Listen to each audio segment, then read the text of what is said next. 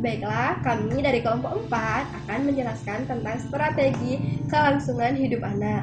Nah, sebelum kita melanjutkan ke materi, sebaiknya kami memperkenalkan terlebih dahulu. Perkenalkan, nama kakak Yuliansi Istiqomah dengan NIM 209173771. Perkenalkan, nama saya Rika. Perkenalkan, nama saya Yuniswar. Saya Vivi Noviani. Perkenalkan, nama saya Yulia Fitriani, NIM saya 209172770. Nah, sudah pada kenalkan dengan para kakak-kakak tadi. Nah, sebelum kita melanjutkan ke video, sebaiknya biar semangat, kita nyanyi dulu ya. Ikuti kakak. Tepuk jari 1 tutut, tepuk jari 2 wawa, tepuk jari 3 gag, tepuk jari 4 papat, tepuk jari 5, bertepuk semua, mari berdoa, ikuti kakak. Kita berdoa dulu ya terlebih dahulu, ikuti kakak. Bismillahirrohmanirrohim.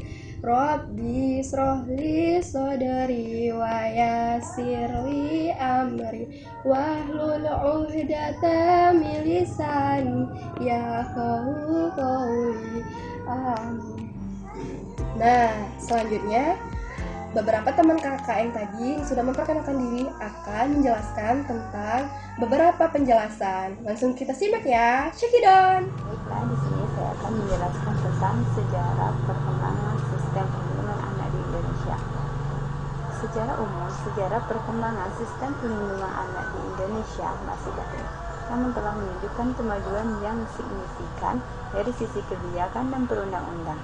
Perlindungan anak merupakan amanat konstitusi seperti tercantum dalam Undang-Undang Dasar tahun 1945 yang mengakui hak-hak anak agar terlindung dari kekerasan dan diskriminasi seperti tercantum dalam pasal 28 ayat 2. Setiap anak berhak atas kelangsungan hidup, tumbuh dan berkembang serta berhak atas perlindungan dari kekerasan dan diskriminasi.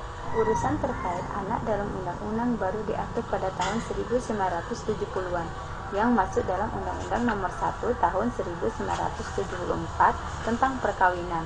Undang-undang ini menyebutkan hak dan kedudukan anak serta kewajiban orang tua untuk memelihara anak dengan sebaik-baiknya.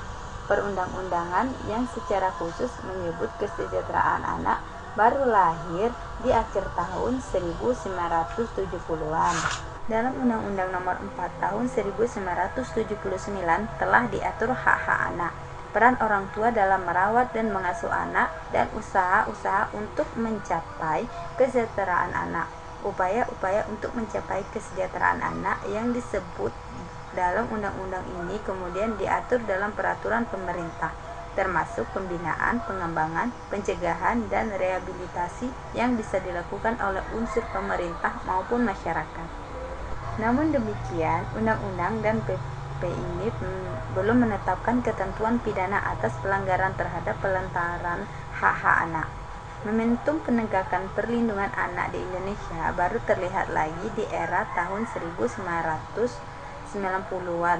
Pemerintah meratifikasi Konvensi Hak Anak melalui keputusan Presiden Nomor 36 Tahun 1990-an. Ratifikasi ini mengidentifikasikan pemerintah memiliki hak kewajiban untuk memastikan pelaksanaan poin-poin yang tertuang dalam konvensi tersebut, termasuk mengambil berbagai langkah legislatif, administratif, sosial, dan pendidikan untuk melindungi anak dari segala bentuk kekerasan.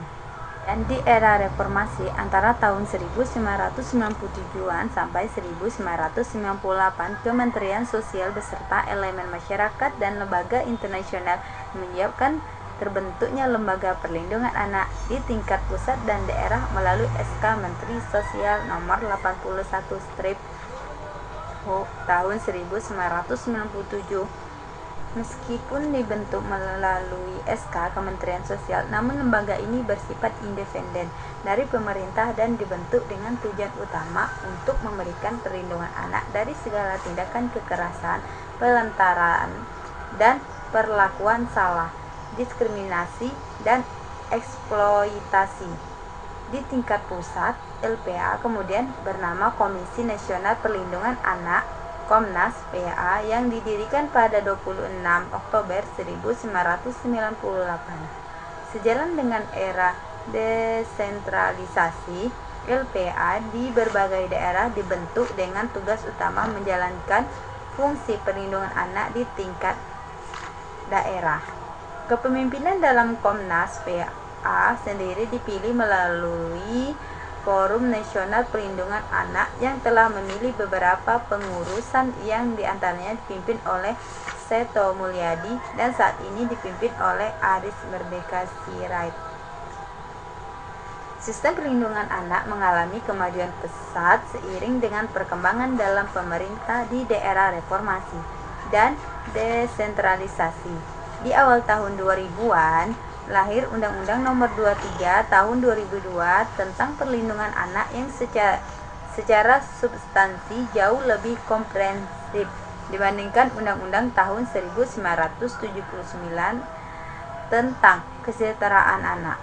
Tentang perlindungan anak ini mengatur berbagai aspek perlindungan anak termasuk hak-hak dan kewajiban anak, perwalian, pengasuhan, dan pengangkatan anak, dan terutama penyelenggaraan perlindungan anak dan pembentukan Komisi Perlindungan Anak Indonesia atau sering disingkat KPAI. Selain itu, undang-undang ini telah mengatur aspek pidana pelanggaran terhadap hak anak dengan menyebutkan hukuman dan denda bagi pelaku kekerasan terhadap anak. Dalam perkembangannya, undang-undang ini telah mengalami 2 kali perubahan pada tahun 2014 dan tahun 2019 untuk mengakomodir perkembangan di masyarakat dan memperberat pidana dan denda bagi pelaku kekerasan seksual pada anak. Undang-undang inilah yang menjadi dasar pembentukan Komisi Perlindungan Anak Indonesia.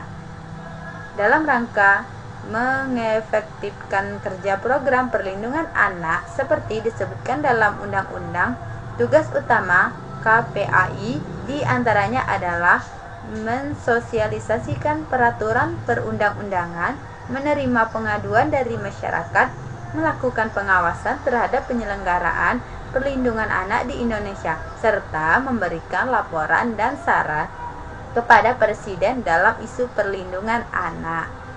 Secara kelembagaan tidak ada keterkaitan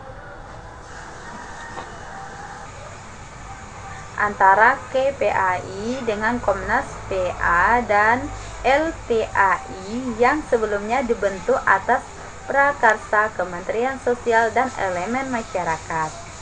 Namun demikian, KPAI bermitra dengan semua lembaga perlindungan anak baik di pusat maupun daerah.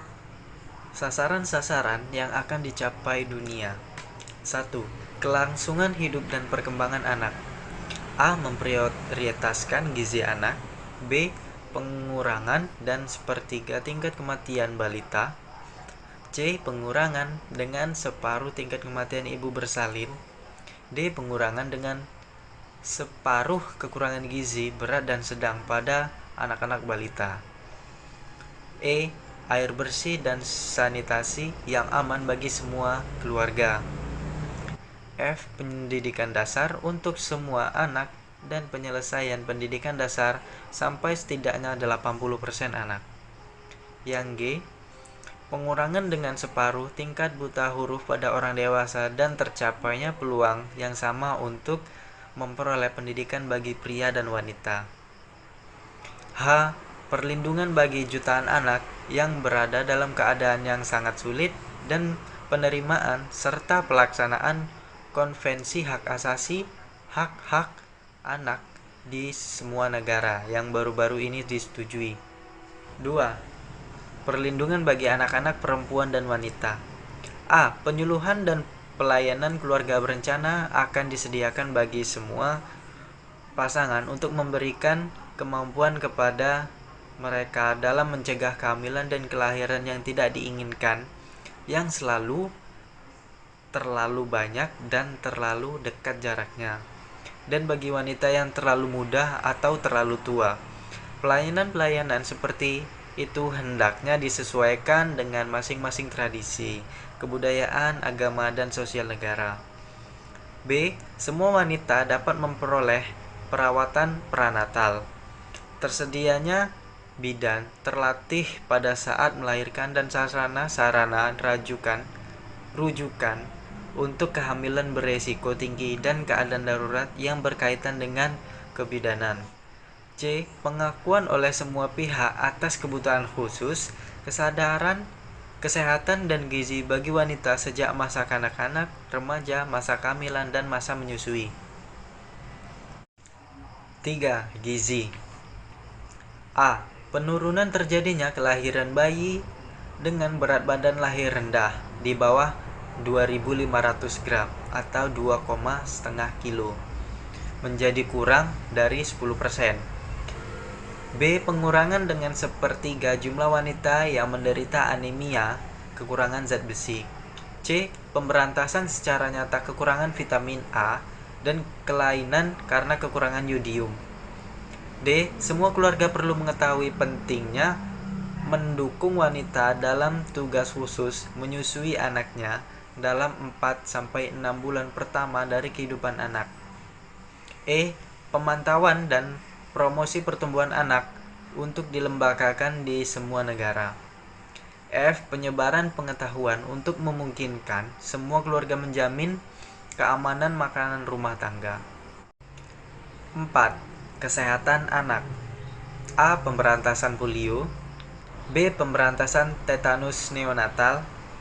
C. Pengurangan 90% kasus campak dan pengurangan 95% kematian karena campak dibanding dengan tingkat sebelum imunisasi. D. Tercapainya dan pertahankannya cakupan imunisasi setidaknya 90% bagi anak-anak usia 1 tahun dan imunisasi tetanus untuk semua wanita dalam usia subur. E. Pengurangan dengan separuh kematian anak yang disebabkan oleh diare dan pengurangan 25% dalam insiden penyakit diare. F. Pengurangan dengan sepertiga kematian anak yang disebabkan infeksi saluran pernafasan akut. G. Pemberantasan penyakit cacing Guinea. 5. Pendidikan. Di samping perluasan pendidikan dasar dan tingkat pendidikan yang sederajat, maka pengetahuan pokok yang ada dewasa ini dan keterampilan hidup dapat diberikan kepada keluarga dengan mengerahkan kemampuan komunikasi yang ini telah meningkat luas. Baiklah, di sini saya akan menjelaskan tentang pokok-pokok pikiran Ikatan Dokter Anak Indonesia. Ikatan Dokter Indonesia merupakan penghimpunan dokter-dokter di Indonesia yang tujuannya diantaranya adalah untuk mengembangkan ilmu pengetahuan dan teknologi kedokteran, serta meningkatkan derajat kesehatan rakyat Indonesia menuju masyarakat sehat dan sejahtera.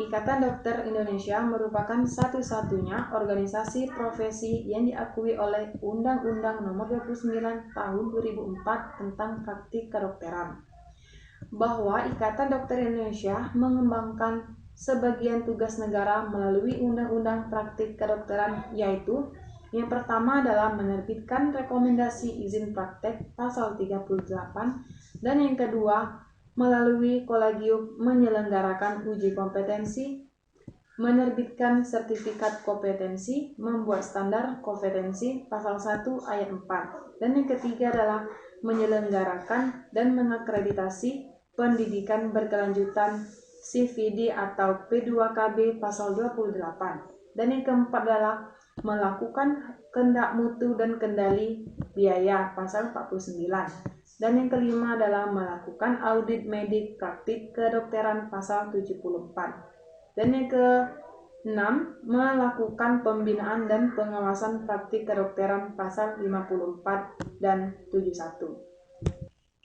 kadangkala diperlukan yang menyebabkan pemborosan sumber daya dan ketidakpastian biaya bagi pasien. Pelayanan kesehatan menjadi komoditas yang mahal. Harganya meningkat dan tahun ke tahun sehingga membebankan masyarakat, terutama masyarakat miskin dan masyarakat yang tidak mempunyai asuransi kesehatan. Di samping itu, tidak adanya sistem layanan berbasis rujukan mengakibatkan adanya ketimpangan atau gap pendapatan yang sangat tinggi antara dokter kesehatan primer atau dokter umum dibanding dokter spesialis. Permasalahan lain kesehatan di Indonesia saat ini adalah yang pertama, kematian ibu melahirkan tertinggi di Asia, dan yang kedua, penyakit TBC terbesar di nomor 3 di dunia. Untuk mengatasi masalah kesehatan di atas, perlu kebijakan yang komprehensif, yaitu dengan memperlakukan sistem pembiayaan kesehatan berbasis asuransi, sebagaimana diperintahkan oleh Undang-Undang Nomor 40 Tahun 2004 tentang SJSN. Indonesia seharusnya mampu mencapai jaminan kesehatan yang universal Covaroge dengan pelaksanaan pada tahun depan. Karena pada dasarnya Indonesia telah memiliki landasan hukum berupa Undang-Undang Nomor 40 Tahun 2004 tentang Sistem Jaminan Sosial Nasional dan Jaminan Kesehatan, salah satu dari 5 program jaminan sosial. Untuk menyelenggarakan jaminan kesehatan bagi seluruh rakyat, yaitu perintah juga memiliki SDM di bidang kesehatan yang memadai, rumah sakit, dan faktor pendukung lainnya, sehingga Indonesia siap untuk menyelenggarakan JK untuk semua penduduk usia pada tahun depan.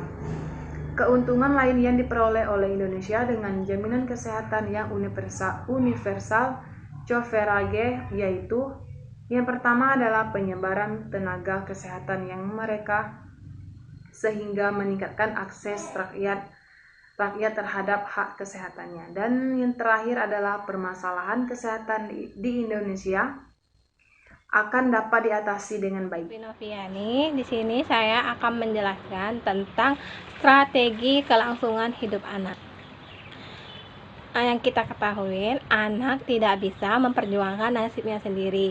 Mereka sangat lemah, mereka menderita akibat distribusi sumber daya yang tidak merata. Sehingga mereka sangat tergantung bagaimana kita memberikan perhatian khusus terhadap kebutuhan mereka. Negara-negara berkembang masih menghadapi berbagai kendala dalam mempertahankan kelangsungan hidup dari anak-anak. Anak yang lahir di negara maju dan negara berkembang mempunyai masa depan yang sangat berbeda. Dari data UNICEF 1980 yang dikutip dari Morley menunjukkan perbedaan tersebut. 1. Kemungkinan meninggal sebelum umur 1 tahun. Negara maju yaitu 1:100, sedangkan negara berkembang 1:5. Selanjutnya yang 2, umur harapan hidup. Negara maju itu berumur 70 tahun, sedangkan negara yang berkembang itu 50 tahun. Dan yang ketiga, kesempatan diperiksa tenaga kesehatan. Negara maju semuanya, sedangkan negara berkembang 1:10. Dan yang keempat, kemungkinan lama sekolah. Negara maju 11 tahun, sedangkan negara berkembang 2 tahun. Keadaan-keadaan tersebut di atas mendorong kita semua tergerak untuk melakukan berbagai upaya agar kelangsungan hidup anak meningkat. Kepedulian dunia terhadap anak. Sebenarnya dunia sangat menaruh perhatian terhadap anak sejak lama. Terbukti banyaknya pertemuan puncak dunia yang membahas soal anak. Pada sidang umum PBB tahun 1977 dihasilkan suatu resolusi yang menyatakan bahwa sasaran pemerintah negara-negara anggota beserta WHO adalah tingkat kesehatan masyarakat yang memungkinkan semua penduduk di dunia hidup produktif secara sosial maupun ekonomi pada tahun 2000.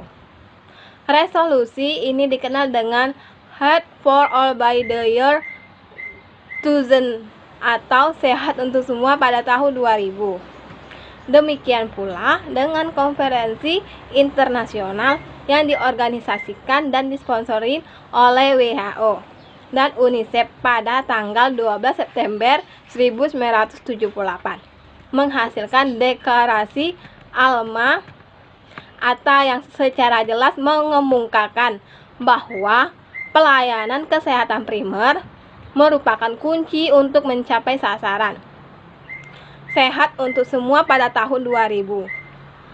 Menurut deklarasi Alma-Ata, yang dimaksud dengan pelayanan kesehatan primer adalah suatu cara pendekatan praktikal untuk membuat pelayanan kesehatan esensial secara universal, terjangkau oleh semua anggota masyarakat, baik individu maupun keluarga, dengan cara yang dapat diterima dan dapat dibiayain dan dengan peran serta sepenuhnya dari segenap lapisan masyarakat.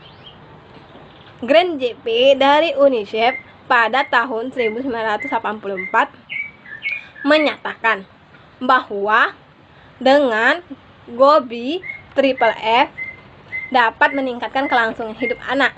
GOBI Triple F adalah singkatan dari Growth Monitoring, Oral Rehydration, Breastfeeding, Immunization, Food Supplementation, Family Planning, dan Female Education. Menurut UNICEF, kualitas hidup anak hanya dapat ditingkatkan dengan melaksanakan 3 kegiatan, yaitu 1. Revolusi kelangsungan hidup anak. 2. Peningkatan perkembangan anak. 3. Perlindungan anak. Kembali lagi bersama kakak. Di sini kakak akan menyimpulkan dari beberapa penjelasan dari teman kakak tadi. Nah, kesimpulannya yaitu, jadi setiap anak berhak dan tumbuh dan berkembang semestinya tanpa kurang sedikit pun, karena pemerintah telah menyiapkan masa depan anak. Namun di Indonesia banyak yang tidak tahu tentang hal ini, karena seharusnya pemerintah lebih memperhatikan anak. Seperti contoh, di beberapa negara di luar negeri itu dia lebih menyarankan atau memperhatikan untuk melindungi hak-hak anak. Nah, jadi anak pun mempunyai suatu ciri khas, yaitu selalu tumbuh dan berkembang sejak konsepsi sampai berakhirnya masa remaja. Anak akan menunjukkan ciri-ciri pertumbuhan dan perkembangannya yang sesuai dengan usianya. Terima kasih. Itulah penampilan dari kelompok kami. Lebih dan kurang kami mohon maaf. Wabillahi taufiq wal hidayah. Wassalamualaikum warahmatullahi wabarakatuh.